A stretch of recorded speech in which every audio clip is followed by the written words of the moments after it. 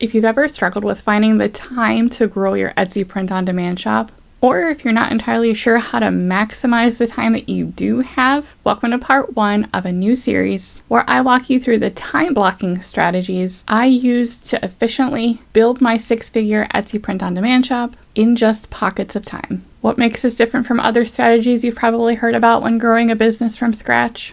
Well, I happen to run an entirely other 6-figure handmade business full-time, which means when I set out to grow an entirely brand new Etsy print-on-demand shop last year in 2022 so that it would be ready to go in time for Q4, I needed to be super strategic with the small amounts of time that I had to work on it. In case we haven't met yet, my name is Mandy, and as the owner of multiple 6-figure businesses, including Etsy print-on-demand shops, my ultimate goal is to be able to provide you with strategies to simplify the journey and scale your business faster so that you can thrive with print on demand. Now, this series is going to cover how I spend my time even today in what I call time blocks, and the very intentional activities that I accomplish in those time blocks in order to be able to move my shop forward, not only quickly, but effectively, while also not sacrificing time with my other business or time with my family as well. These various activities include researching trends, designs, and keywords, then using that research as the basis for creating designs, then getting all of those designs transferred over to mockups super efficiently, and then finally getting them actually created into products with my print-on-demand provider and listed out on Etsy so that they can sell. So let's dive in with part 1. How do you know what to design or sell on Etsy? Particularly if you're like me and you primarily design for clothing like t-shirts and sweatshirts. You may not like my answer or the activity for this first time block, and that's because it requires the least glamorous part of the whole process: research. So many sellers, whether it's print on demand or any other type of Etsy seller, skip over this important step. Particularly with print on demand, where it's really easy to simply grab whatever design you can find on places like Creative Fabrica or Canva, or make a simple text-based design with some sort of cute phrase on it and simply call it a day. Unfortunately, if you're in that boat, you've now spent your precious time taking that generic image or phrase, uploading it to your print provider, possibly even doing the work of making a mock-up, listing it out on Etsy, and maybe even run a few ads to try and get some views on it. Sadly, that's a lot of time wasted on a listing that's probably not going to sell. And what's worse is when I see this process repeated with hundreds, if not thousands of listings, thanks to the power of AI, as in creating lots of designs but with no real regard for the designs or styles that are actually going to sell and be in demand. And you've now spent hundreds of hours building a shop to get those listings up, and you're probably getting little to no views, let alone sales. And so this becomes about the point where most sellers simply throw up their hands in complete frustration and say, "See, I told you so, you can't make any sales on Etsy." And it's this exact frustration of not seeing success with their shop that becomes the point at which so many give up. This is unfortunately one of the most common life cycles of an Etsy seller, particularly with print on demand, and especially now with technology and AI that has made creating fast designs easy. But just because you can create a lot of designs in a short amount of time doesn't mean they're going to be good or that they're going to sell. And it's not that these sellers aren't spending a lot of time in their shops. Quite often, they're spending hours and hours. It's that they're spending this time on creating designs and listings that have no market validation and no real understanding of what's in demand or going to appeal to specific target audiences. The same can be true for sellers who simply just want to make designs that they like or only design when an idea strikes for them. And there's nothing wrong with that. As I've said before, if you simply just like designing and want to just keep creating the designs that you like and enjoy designing, or simply want to list whatever AI comes up with because you like making things with AI, go for it. But just be aware that without validating demand or having a clear target customer or niche in mind, your odds of success are going to be greatly diminished. And in many ways, this is also the big difference between designing and creating something as a hobby versus really building it as a business. Because if you are putting in hobby level effort, you're probably going to get hobby level results. For me personally, and with a lot of the sellers that I've worked with, I built my 6-figure Etsy print-on-demand shop with the intention of building faster and gaining revenue. And to do that is where my first time block comes into play, because it's all about researching and flexing our mental muscles to learn and absorb information so that this process can become more of a habit over time. And with research, it doesn't have to be a huge block of time in one sitting. Give yourself like 30 minutes to start with. The point of research is not to grind your designing process to a complete halt, or get to the point where you're completely overburdened and spending all of your time in research, but not actually putting that research into play. You have to be able to do both. But it's really about building an understanding of market trends and design when it comes to the things that you're wanting to sell.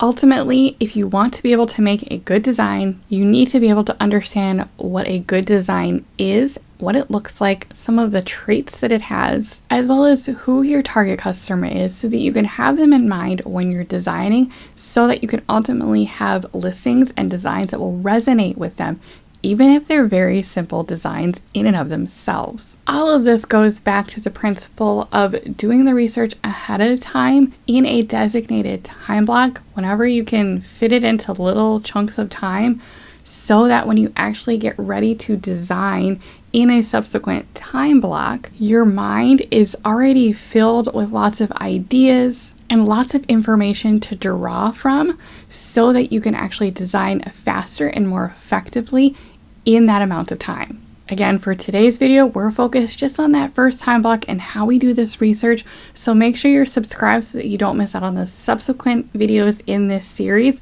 where we walk through those other time blocks. So where do you do this type of research? Let me walk you through my exact thought process as I'm actually doing it in a time block. You'll notice that sometimes I do this research outside of the virtual walls of Etsy, and then some of it I do within Etsy and using some of the other tools that I've got available to me. As you're doing research on trends, there's a few different approaches to do this. I actually like to take some of my research off of Etsy, and we'll do it in a few different ways.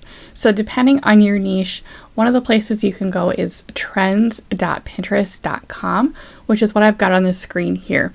This will give you an initial look into the top trending searches within the last 30 days.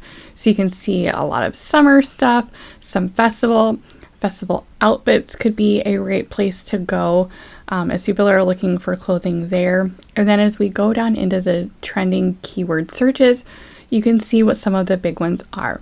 Obviously, 4th of July just finished up, so that was highly trending leading up to it, and we can start to see some of the other searches going on out on Pinterest. A really popular one right now is this coconut core, or some people call it the coconut girl aesthetic. That's a really big one out there. Same thing with sea core or the mermaid look. That is a popular aesthetic right now. As you continue searching, you'll see a lot of food, you'll see other stuff in here, but it can give you some idea around what types of searches users are looking at on Pinterest, because Pinterest is a search engine. It is not social media. So this can be a great resource for figuring out what people are looking at and actively searching for. Camping meals. Camping is a big one right now. That's a great aesthetic. Outdoor vibes, that's always a great place to go. And so you can really see what is going on. And then if you click into any of these, you'll get more information on it, and you can see how that trend has performed over time. See that it's starting to actually trend down, which makes sense as we're starting to get closer to fall. We'll start to see some of that festival stuff drop off. We'll start to see more Halloween and holiday stuff start to pick up. The other place that I like to observe for trends are, again, other different trending websites where trends often start. And so I'm not looking to copy these designs. As you'll notice, a lot of these are big stores. I've got Anthropologie here up. I've got Urban Outfitters. You'll notice that a lot of what they design for has trademarked and copyright information. We're not looking to copy any of that. Oftentimes these big shops have copyright licensing for these types of designs, but what we're looking at here is the aesthetic. So you can see this has been a very popular trend that's been increasing in Etsy, but As you can see, a lot of these trends started here first. So as we search, we're looking at the style. So again, it's a very much kind of that vintage style. We've got that university lettering, that vintage grunge look in the design itself. The other place that I look is camping and hiking and mountains and travel are very popular niches and styles to draw from. And so Patagonia is a great place for potential styles with that.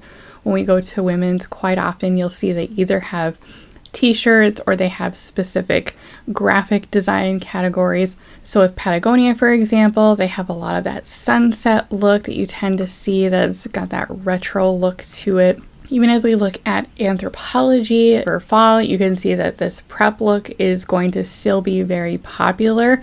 They don't have it out right now, but it's one of those things, much like other websites, if you sign up for it, you can get in on those new drops. And again, I use this not because it's my aesthetic and not because these are the clothes that I wear.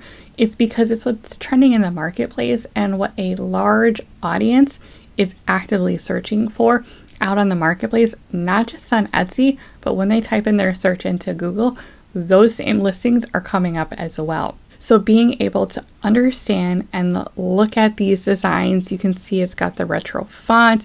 You can see we've got more of the monochromatic colors in there. You can see you've got that distressed look with the font. Again, some of these you're going to see copyrighted trademark stuff, and that's just part of it. So ignore it when you see something tied to an artist or anything that's trademarked. We're simply looking at this aesthetic and the types of fonts, designs, styles, messaging that are part of what's trending and in demand in the marketplace.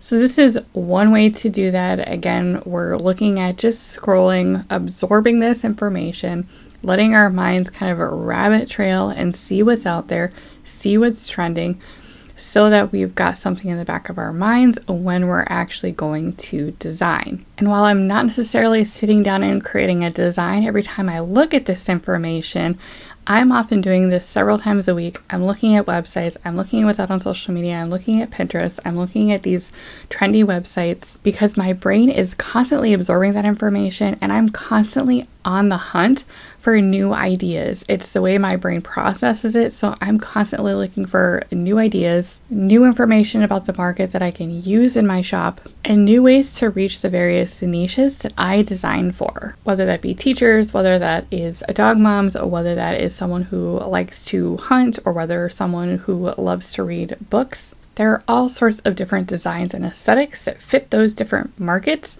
but the only way to understand that is to do research. And that way, when it comes time to actually do the design that I'm working on, the creativity is there and it just starts to flow because my mind has something to draw from based on something it's seen or noticed or picked up in any of the trends that I've seen. It comes with practice and it comes with just repeating the process and making it a habit over and over again. It's not an overnight process, it's cumulative. And it's honestly a big part of how my designs have improved over time. So even like this one, pickleball is really popular right now. They've taken that and they've combined that with the popularity of like vegetables, and they've also made it a very literal interpretation.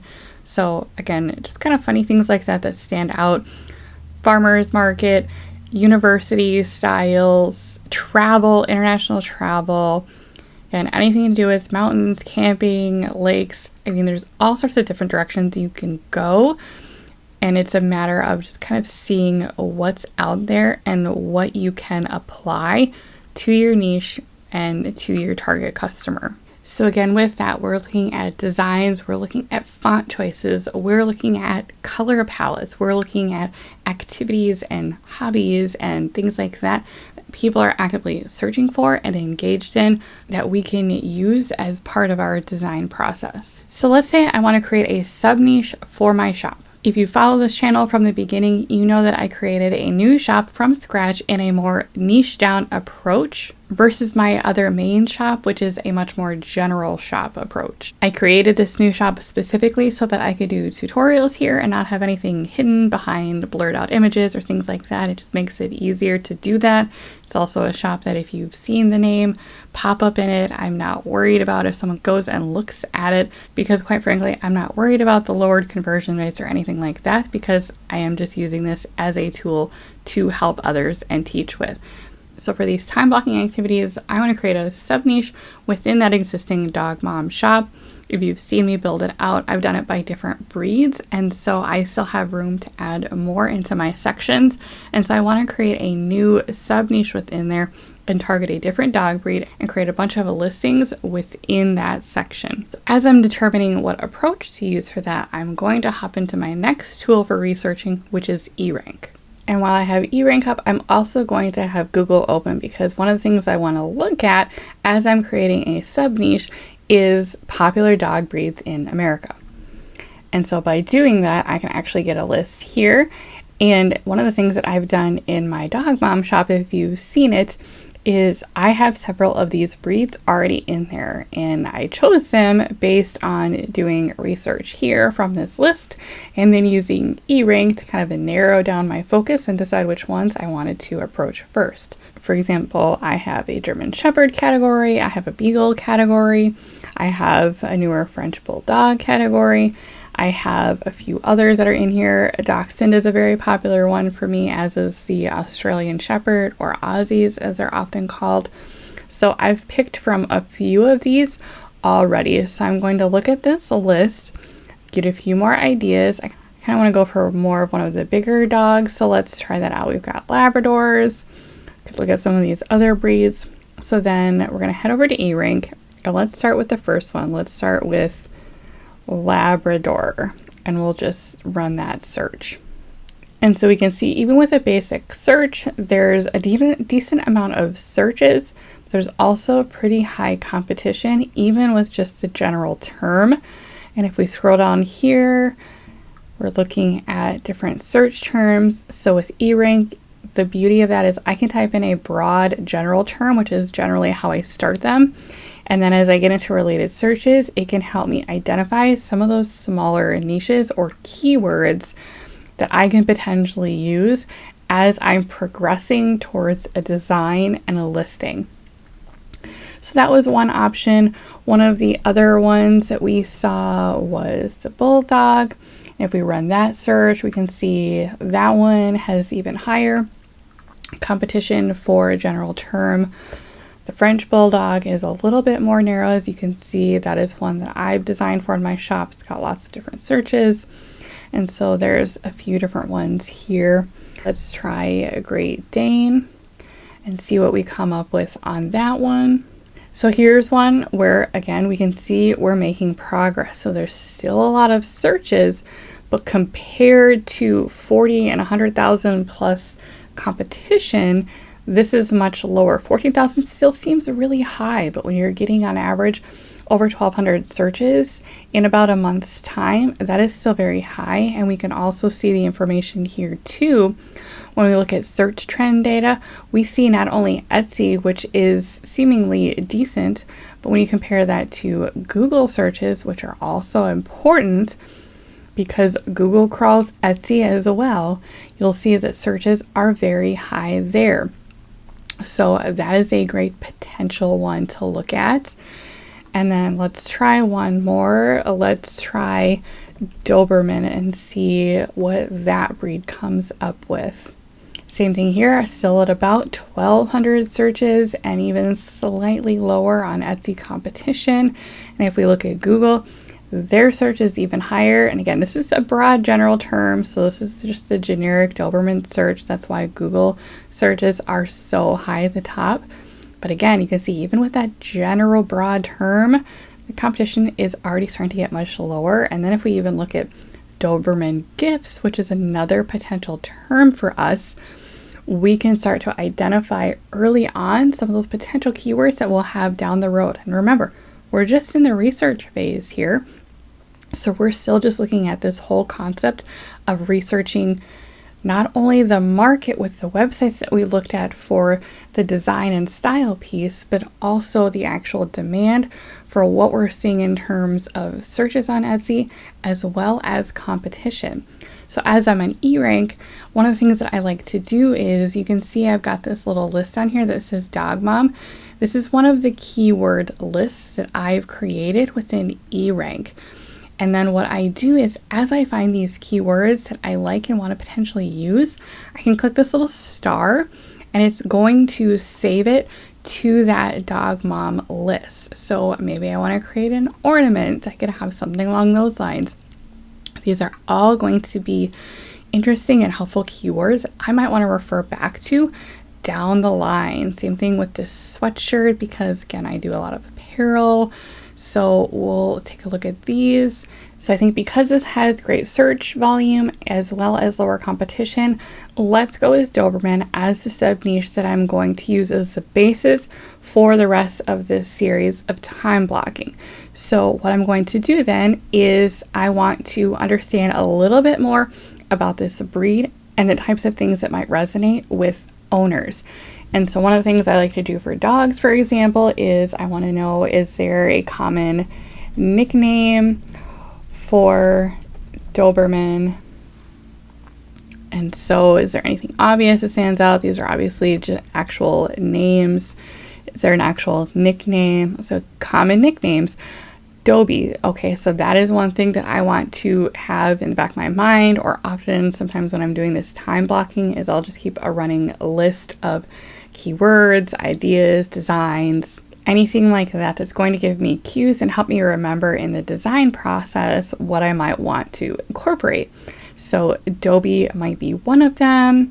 I might also look up common activities with Doberman, and so we can see top activities. They need a lot of physical exercise, and so with Dobermans, being outdoors, incorporating some outdoor themes in the design might be a possibility. We saw a lot of that within our trends, and so perhaps incorporating some of those nature vibes with the Doberman, or perhaps some of those retro themes. So again, the wheels start turning, and this is again just kind of my thought process as I'm looking at this information. It doesn't mean that it's all necessarily going to translate into a design down the road, but my brain is processing and absorbing all of this as I look through this information, and as I start to combine it with what I saw out on some of these other websites in terms of trends and styles and themes and fonts. And so this will all come into play as my brain is processing this and as I'm thinking through what could work for potential designs. And then finally, I'll cut over to Etsy. When I come to Etsy, I'm generally trying to be much more intentional with the type of searches and what I'm looking for when I search. So for example, if I look up a general dog mom shirt, I can get a sense of what is selling, what is moving, what is in demand, so that I can validate the niche that I'm looking in. Now, if I've already done my niche research and already know I'm looking for it, then I start to do the more specific searches. But in this example, if I was just starting out with the dog moms, I'd be looking at the styles. So again, we saw with our other searches, we've got that university style, we've got the wavy style in my dog mom era, having multiple colors within the design using simple letters and small graphics is very trendy right now. Be mindful when you're searching that some of these rows will be ads. And so when I'm looking at demand and what is moving, I generally will start to click into them. And then I will be able to see, are there any in carts? If I see that a listing has active in carts, especially if it's hitting that 15 or 20 plus range, then I know that it is in demand. It's actively hanging out in people's carts. And when I find listings like this, the other thing that I like to do within Everbee is to click on this analyze listing, because that will then give me much more information about what's going on with this listing. I can see estimated monthly sales specific to this listing. I can can see that it's got active reviews. It's less than a year old, so again, that is a good movement, even though I actually know just from experience that this is a store that's been around for at least a couple of years. And so seeing this new listing tells me that this is something that they're actively designing for and have created recently, and is still getting some movement. The other thing that I look at is this information here, and this is where you can start to see keywords. You can see the volume of searches in a month, and then you can see the competition. So this is what I like to look for and just make a note of as I'm searching and looking at listings, because then I might also come up here and copy some of them, and I might just pop them into a document that I've got running, or sometimes I'll just grab some of the main ones that have good volume of search but lower competition and pull those out specifically. And if we keep looking, again, that's kind of the repetition, having a rainbow of colors in a design. We can look and see how this customized version is doing for a listing. Again, this is another in carts. So taking note that personalization on a pocket design is what this one is. We can see that it's on a model mock-up, not just a plain white background, which they do have over here as kind of a more simple mock-up. But we can take note and be aware that what they're using as their primary listing photo to grab the customer attention is this main mock-up. You'll notice that this one, they have a different pricing strategy. It is not $7 for a sweatshirt. This is a pricing strategy that some sellers use, where if you actually click in, you can see exactly what that is associated with. Sometimes the seller will create what's called a loss leader, meaning it's a size or it's a product or it's a variation that they're not intending on making money off of. They might just be selling it at cost, so that Etsy shows that lowest price here. I'm personally not a fan of that. I've been asked many times about that pricing strategy. Yes, it's one that's used commonly, especially by some of these bigger stores. However, it's not one that I've personally put into practice, and I haven't felt that it's necessary to in order to still be able to get sales, because a good design will still draw a customer in. But the thing that we'll be noting about this is that it is a personalized listing. If we go back in and look at analyze listings here again, we can see this information. Again, it's a newer listing, lots of sales, and we can start to take a peek at what they're using for their keywords in this listing. And again, these are ones that we'll want to make a note of, like this dog name shirt, for example, would be a good one to include and make a note of as we're doing our research. Same thing with pet lover sweatshirt. This is lower competition, so it would be a great one to make a note of as we're doing our research. And again, the point of this exercise is to not copy a listing, because these bestsellers, these listings that are in demand and in carts, we want to figure out and study what's unique or different about them that makes them in demand. Are they something that's different? We saw with the personalization, that's unique and different. We saw with this one is something simple, but it's still colorful and on trend. We see that this university one, again, based on some of our other research, is on trend, but it's not something we're going to copy. And we're essentially competing with a market leader, and trying to compete with a market leader for a design is generally not going to be successful, because they've already established themselves as trusted shops in that niche or with a design. And so having an exact replica standing up right next to a trusted shop is not going to do you any good. But what will work is being able to look at these trends, look at what's selling, compare that to some of the other trends and research that we did, and try and come up with something new and different. And that is what ultimately helps you stand out with your listings. So one of the things that I can do is, if I'm going to go for the Doberman, I'm just going to type in Doberman and nothing else, nothing specific. I want to see what pops up on here. Again, typically that first row is going to be ads. And so if we keep looking, we'll see some of the other variations that are out there. And if I click on product analytics, just with this general search pulled up, I can actually start to see what's happening with these listings on this first page. So if I sort by monthly sales, I can actually see what types of products on this first page are actually moving and selling. And so jewelry and candles are obviously very popular. There's a basic design here. There's some movement with some of the shirts. There's sweatshirts selling. We can see that there's a Doberman mom sweatshirts, new puppy mom gift. There is some movement happening with these listings. And again, I tend to not shy away just because it's not a ton. There is movement here, and we can also see that some of these listings are actually fairly new, at least within the last year or so.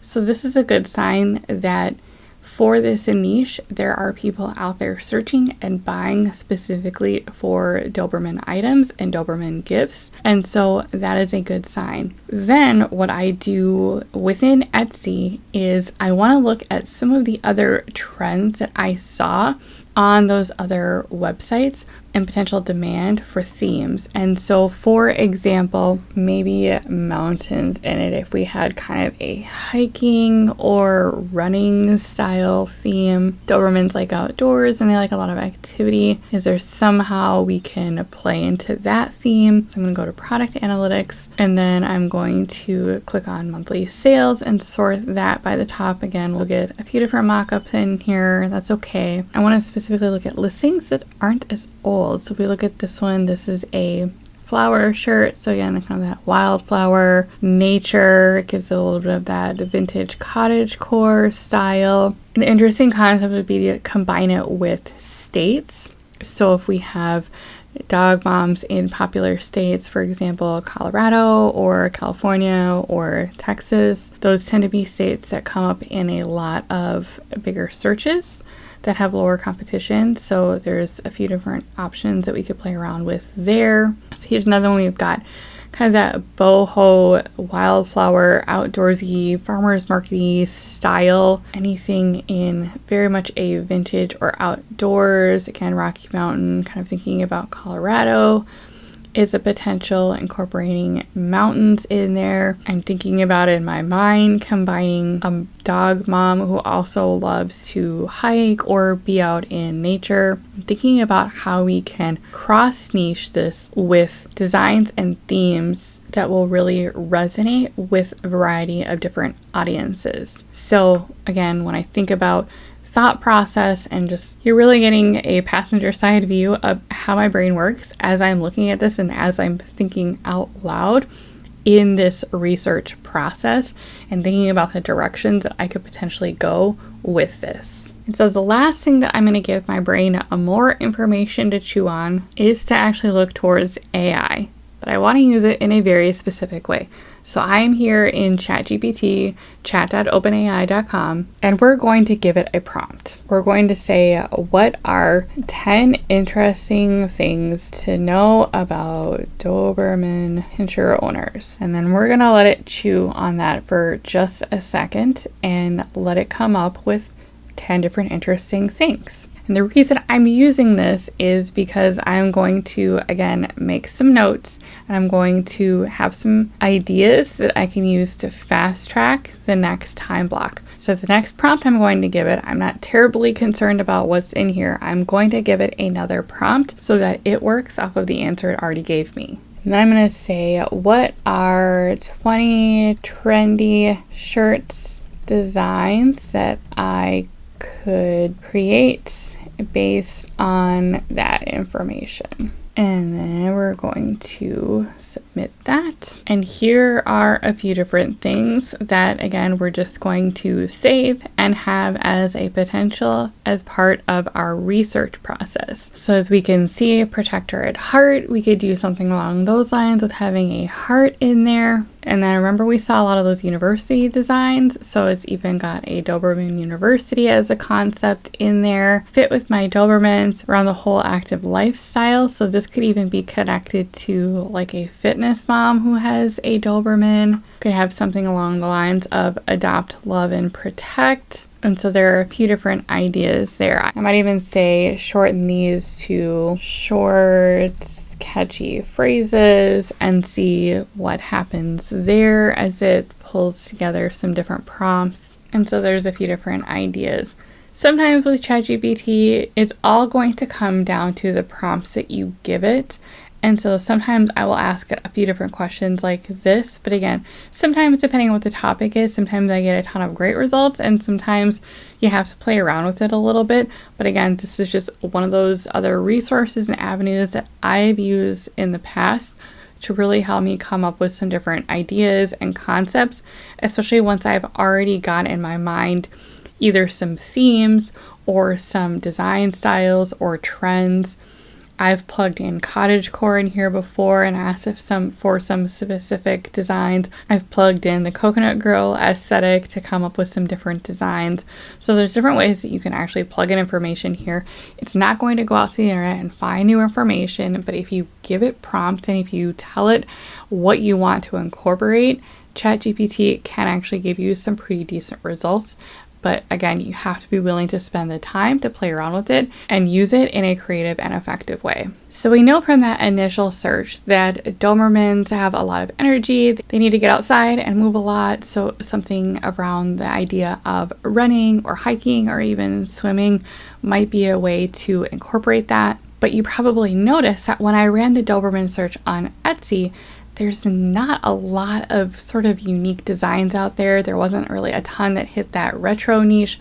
There wasn't really anything that combined with the concept of wildflowers or getting outdoors or hitting any of those kind of cottagecore or vintage style themes that we saw when we were looking at what's in demand in terms of design. And so that could be a potential gap in the marketplace. And that is what you want to be looking for as you're researching and really connecting those dots. Because if you can find a trend and a niche and combine those two in a way that hasn't been done before, you then start to appear in more searches if you can capitalize on the keywords associated with those different trends. So if I could design for a shirt that has kind of a vintage or retro style to it, but appeals specifically to a Doberman mom, then I might be able to cross niche and show up in multiple searches within the Etsy algorithm or even the Google algorithm, depending on the keywords that I'm using. Same principle applies if you're creating shirts that are specific for travel. If you can combine that with searches for states that are popular among searches, whether that be Colorado, or if you created something specific for the Rocky Mountain area, or if you created something specific for camping or hiking in certain destinations. And if you can design those in a way that appeals to that vintage or retro style or appeals to kind of that wildflower cottagecore style, we saw a variety of those different trending styles out on the other websites. If you can target those niches and hit them with trends that are designing and in demand, then you are really utilizing that research and applying it in a way that it's going to appeal most to your target audience. If you have a target audience that likes to camp or hike or run, head on out to Patagonia website or REI or do a search for nature t-shirts and head towards some of the other websites out there that have a lot of those really trending designs.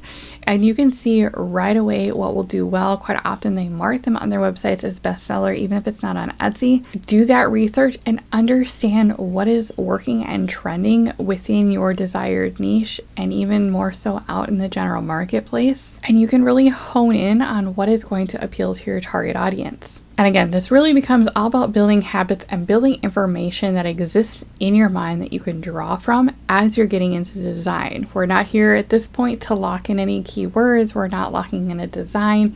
We're not locking in a concept. We're just really researching, absorbing, making notes, coming up with some ideas, coming up with some themes so that when we actually get to that design time block, we are ready and have lots of ideas to draw from. But remember, and the point of this is that the only way you can start to build this information and learn about what is trending, what's in the market, what's in demand, what niches are out there, is by spending time doing research up front and building that in as a habit as part of running your shop.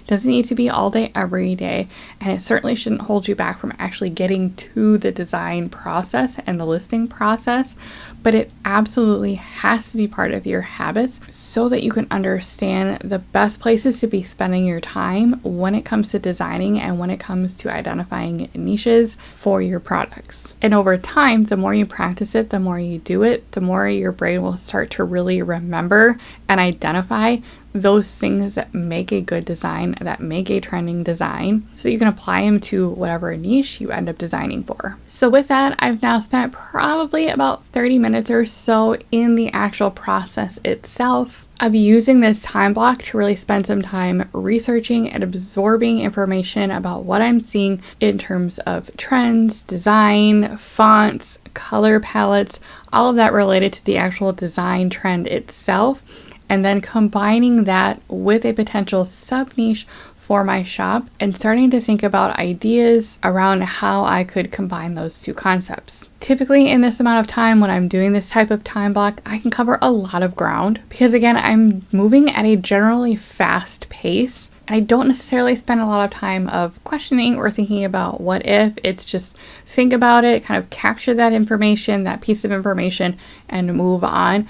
And I just keep that good rhythm. And again, I've done this so many times that I can do it at a fairly fast pace, and you'll get there too. It's one of those things that it just takes practice and creating it as a habit.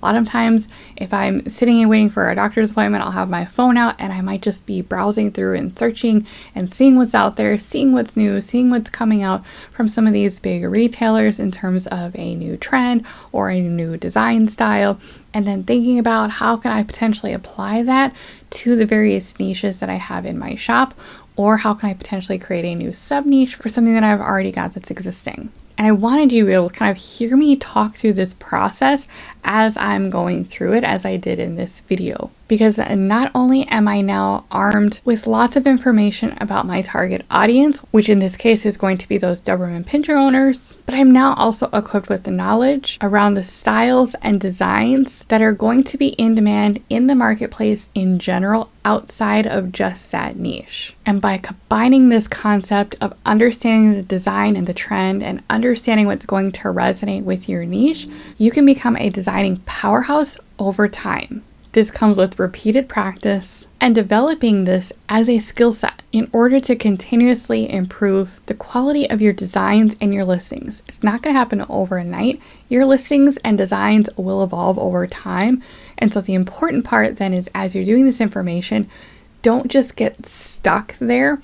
Take what you've learned, take what you've seen, and just start applying it and trying different things as a concept and as a design and get them listed. Which means that our next time block together will be designing in batches based off of this research that we did in this time block and what I identified as potential designs and styles to work within. And the beauty of this is now I can go into my design time block with tons of concepts around nature and hiking and outdoors and personalized options for dog moms, other unique ideas around Doberman ownership, retro designs, and more. So make sure you come back for part 2 of this series where I will bring you along for my design time block and give you a peek into then how I use this information to fully build out the sub-niche section in my shop and create several designs in one sitting that will be directed toward this target customer. I hope this has been helpful for you. And again, make sure you're subscribed so that you can stick around for the rest of my time blocking series. And if you want to learn more about my strategies for thriving in your print-on-demand business, make sure that you've got notifications turned on for my channel so that you don't miss out on any of the content. And in the meantime, be sure to check out the dedicated playlist that I have with my masterclass course right here on YouTube. Thanks for watching. I'm so glad you're here, and I'll see you on the next one. If you're looking for more helpful ways to continue the work and stay connected, I invite you to join me over on Patreon, where I provide a membership to get exclusive access to my Google Drive with all sorts of wonderful tools and resources that I've created and continue adding to every month. It's also a place to join conversations as I think about future content and how I can serve you with the most amount of value. I also hope that you'll smash that subscribe button so that you don't miss out on all of the exciting upcoming content that I've got planned for this channel. And finally, I invite you to check out my brand new website where you can subscribe to my own email list, follow along on new blog content that I will be building, and access other freebies that I have available on there to support you on your journey.